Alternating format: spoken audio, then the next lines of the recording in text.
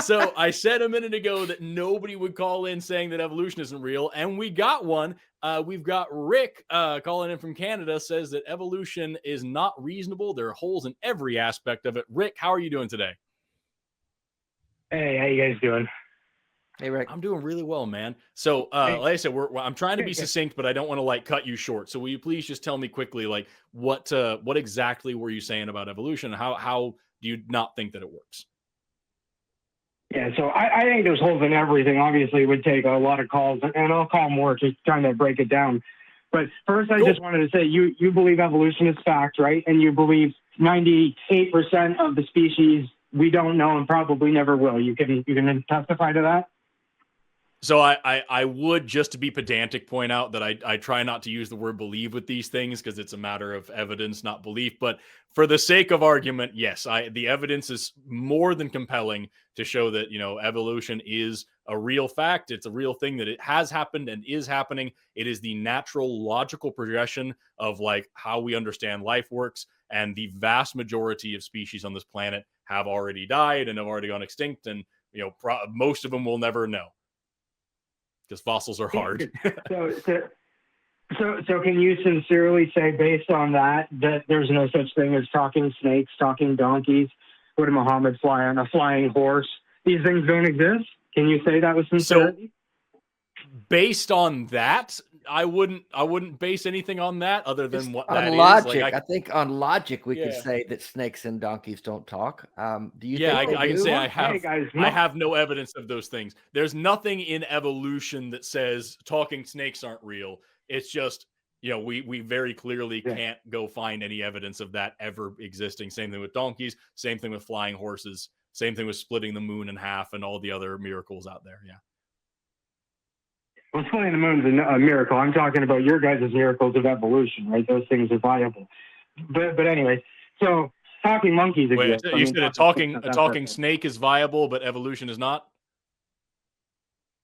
No, I'm saying, according to you, talking monkeys are viable, so talking snake isn't really out of the realm of possibility, right? It's a matter of anatomy, not of ability and desire. So, like, you and I are talking apes at this moment. They have more of a pharynx. Exactly. That's just kind of there. It allows for hissing, not for complex language. But again, you and I are great apes that are talking at this very moment. So yeah, that's obviously something that can happen. However, I have yet to hear I used to work with snakes quite a bit during my undergrad. I took care of hundreds of pythons and boas and colubrids. Excuse me. Never once did any of them, ask me how my day was or anything like that.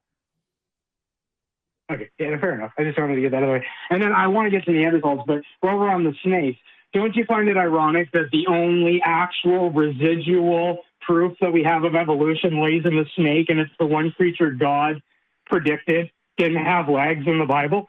Everything else is speculation, but the snake actually has legs. We can actually observe, and we can see a reverse genetic coding with their limbs.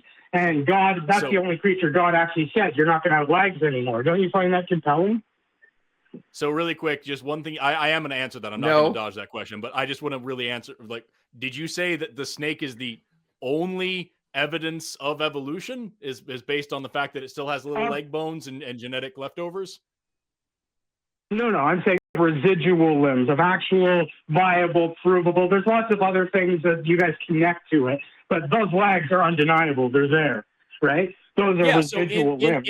In pythons especially have little hips and little leg bones, little femur bones that are left over from their evolutionary history. That's called a vestigial structure. And there are also, genetic vestiges as well, but they're nowhere near the only ones that have that. You have several vestigial structures on your body at this moment, as well as other animals. For example, whales also have little pelvises and leg bones, just like pythons do, and they don't do anything, though they're maybe exaptations. There's some evidence for that, but like those are also leftovers from evolution. So have you ever seen a whale breed before? Do you know that they use those to latch on because of their weight and their size? Those are very, very. I just said that. I'm sorry. You may not be familiar with the jargon. That might be my fault. But I just said that may be an exaptation. But also, an exaptation means something that it is a vestigial structure, something that used to be one thing that now, like through evolution, has kind of decayed into a little shadow of its former self. but now is used for a different purpose. It's new purpose, its new usage is different than what it originally evolved for. That's an exaptation. And yes, there is pretty good evidence now that for some whale species, the pelvises are muscle attachments for their penises. However, that's not to say that isn't true of anything else. For example, you brought up snakes. Snakes, especially like in ball pythons and Burmese pythons, they have great big spurs right there by their cloacas. The males do. Those are vestigial structures left over from their femur bones, and now they are exaptations. They are also used in breeding to stimulate the female. So, like, again, you're not saying anything novel here. You're just pointing to two disparate different, examples and saying they don't make sense when they're actually the same thing. But we can actually see that snakes have. We can actually see them in some of them as well as fossils. We have fossils of so-called whale transitions, but none of them they're actually just species. It's like Matt always says. What does that prove? It just proves everything is a species. It proves it's a species. Exactly. It doesn't show one leg growing, one leg. It's just a different species. That's all it is.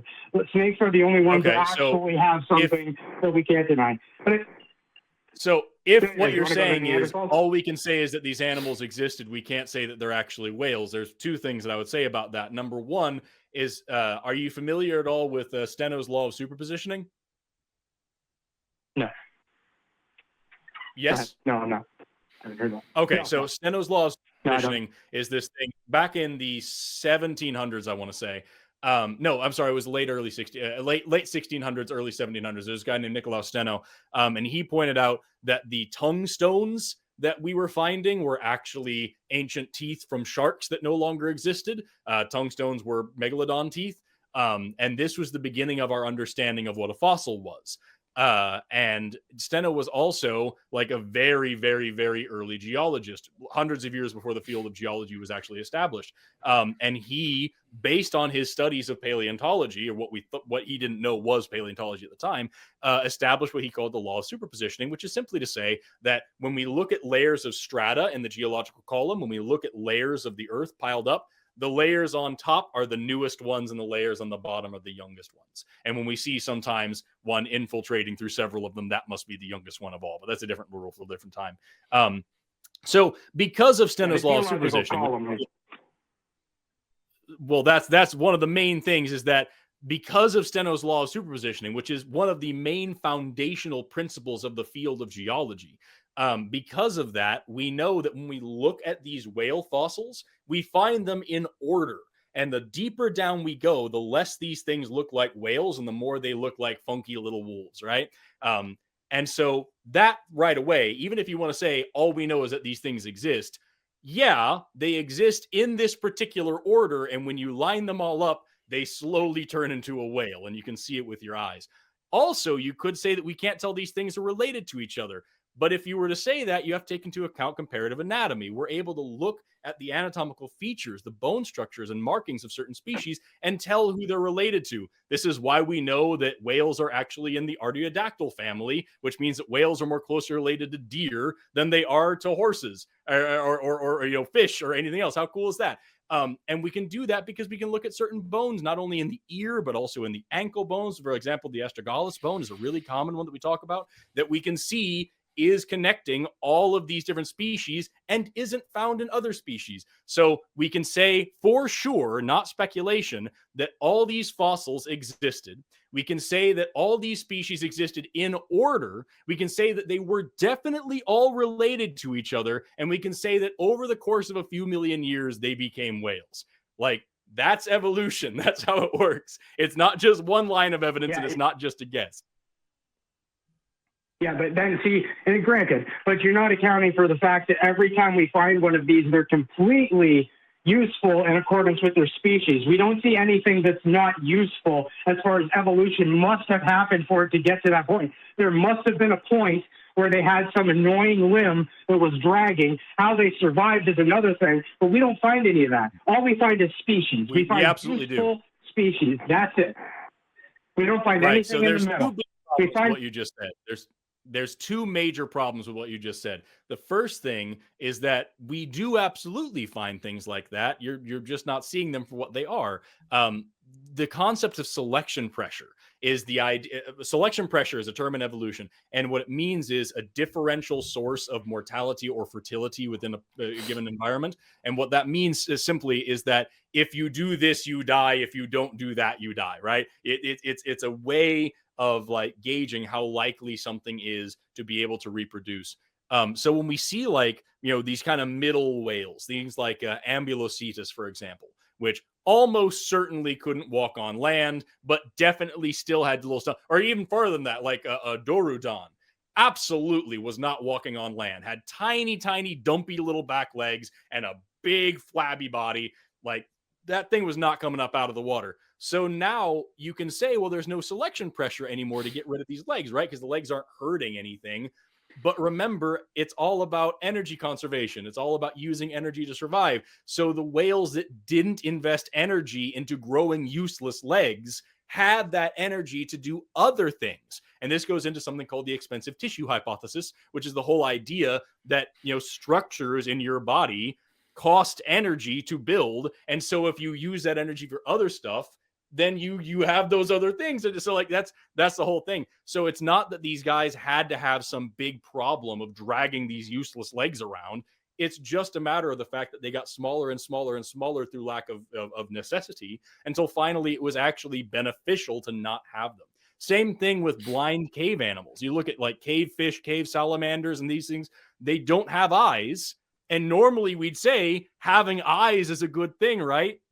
But in their environment, it was actually beneficial for them to lose them, because if they put the energy into building eyes that could then get damaged or infected or eaten or bitten or anything else, that was more costly than just not growing eyes. So the mutations to destroy their eyes actually became beneficial. And that's the most important thing you have to remember. And then I'll shut up after this. But like the most important thing you have to remember is that when any species gains fitness in one environment, it loses fitness in another environment. So you can't look at it and say, aha, this is now a perfect whale and this is a middle in-between whale. That's just not how it works. Hey, could I jump in 1 second here? I've had a chance Yeah, by all means. much. Rick, I just want to ask you one thing. I don't know near what Forrest knows about evolution, but it seems to me, Rick, that it's very important to you for evolution to not be true. And that you're unwilling to trust the science of evolution, but you're willing to trust that a snake talked in the Garden of Eden. Would that be correct? No, I don't need to disprove. I mean, evolution doesn't disprove my God whatsoever. I'm just a true skeptic at heart, right? That's what skepticism is, right? But you believe, you're a skeptic, but you believe it takes a snake talked in the garden. Do you believe the literal biblical view of the Garden of Eden with Adam and Eve and the snake? Well, it's a serpent, right? Whatever that means, I don't know. It describes a serpent. I don't know what that was. I wasn't there. But okay, don't dodge the question. You believe literally that a serpent talked to the first man and woman, but you're a skeptic. Do you I believe Jesus called men vipers as well. Yeah, absolutely. Okay, but you're a skeptic, you say. But you believe that? Yes. Okay. I believe Jesus called men snakes. Yep. I rest my case.